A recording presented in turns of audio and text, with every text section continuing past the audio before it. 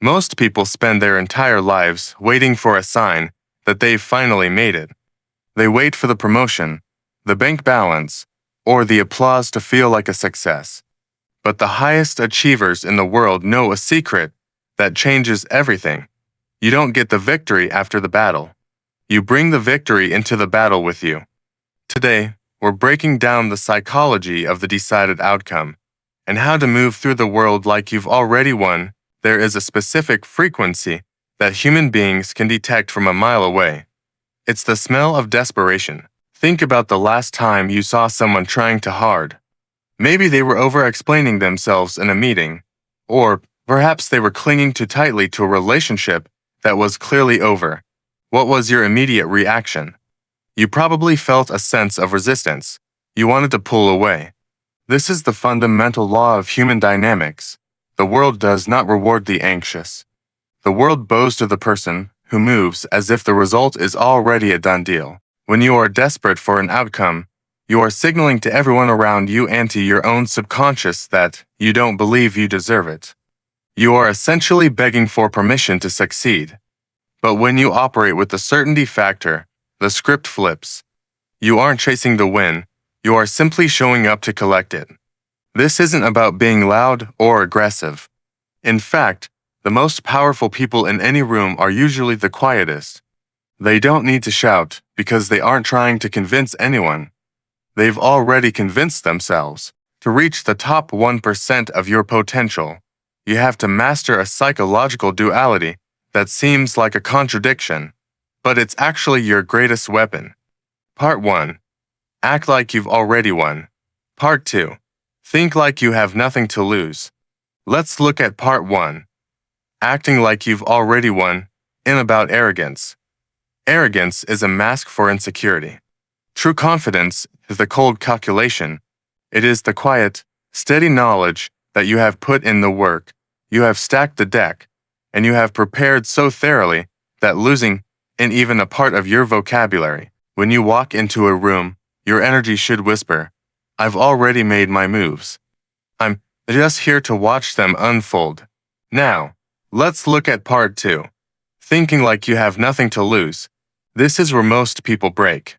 They get a little bit of success, a decent job, a nice car, a steady reputation, and suddenly, they become prisoners. They spend all their energy protecting what they have. They become soft. They become predictable.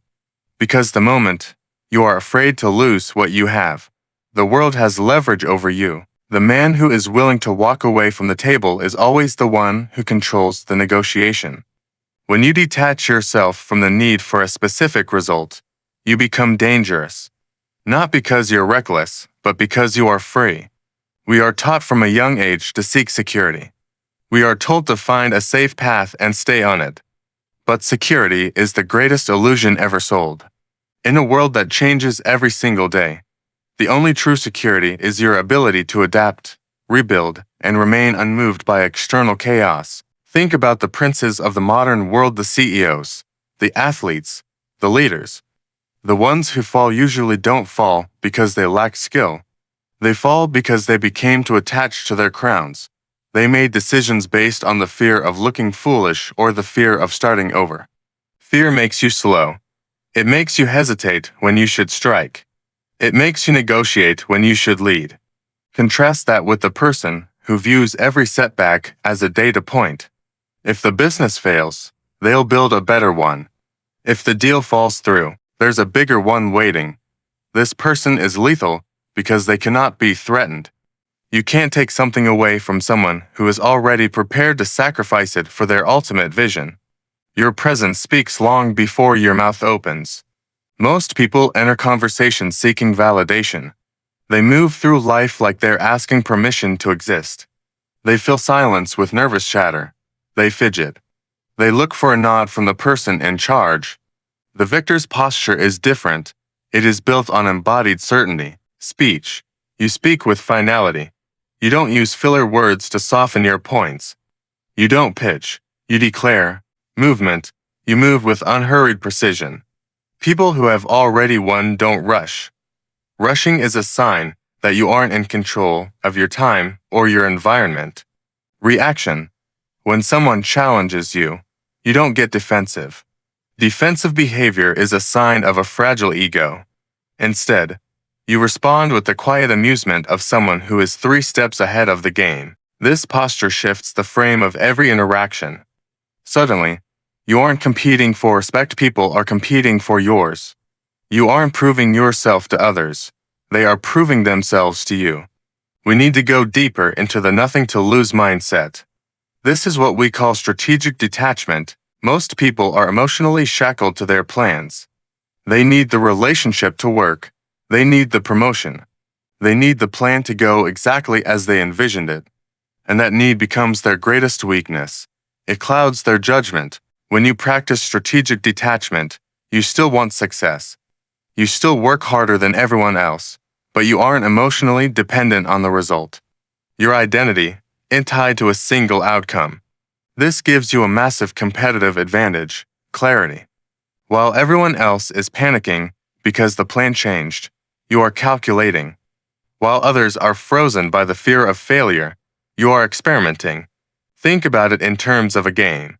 The player who is terrified of losing plays defensively and predictably. The player who accepts that they might lose, but doesn't care because they know they can just play again, plays offensively and creatively. Who do you think wins in the long run? Success is 10% what you do and 90% how you process what happens to you. This is the architecture of dominance.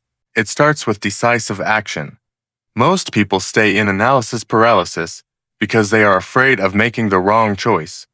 They wait for perfect information, but perfect information never comes. The certainty factor means making a decision swiftly and definitively. You understand that indecision is the worst decision of all. If you're wrong, you pivot. You don't waste time making excuses or feeling guilty. You just make the next move. Next is social gravity. When you are complete within yourself, when you don't need anything from the people in the room, you create a vacuum. Humans are naturally drawn to abundance. When you don't seek approval, people instinctively want to give it to you. This makes you magnetic in your professional life and your personal relationships. Finally, there is justice over anger. When you are crossed or when you face an obstacle, you don't react with hot anger. Hot anger is a sign that you've been hurt. Instead, you apply cold consequences. You assess the situation, you address the threat, and you move on. No drama. No energy wasted on people who don't matter. We are reaching the most important part of this journey. To become the person who is untouchable, you have to be willing to kill the version of you that exists right now. You cannot be the person who acts like a victor while still carrying the insecurities of someone who plays small to make others feel comfortable. You have to burn the bridge to your old identity. This means 1. Auditing your environment. Stop hanging around people who celebrate mediocrity. 2. Auditing your inputs. Stop consuming content that feeds your fear or your victimhood. 3. Auditing your habits. Stop making choices that numb you instead of sharpening you. This isn't a gradual process. It's a surgical removal. You have to decide, right now, that the person you were, the person who negotiated with their potential, is dead. The person who replaces them doesn't wait for better conditions.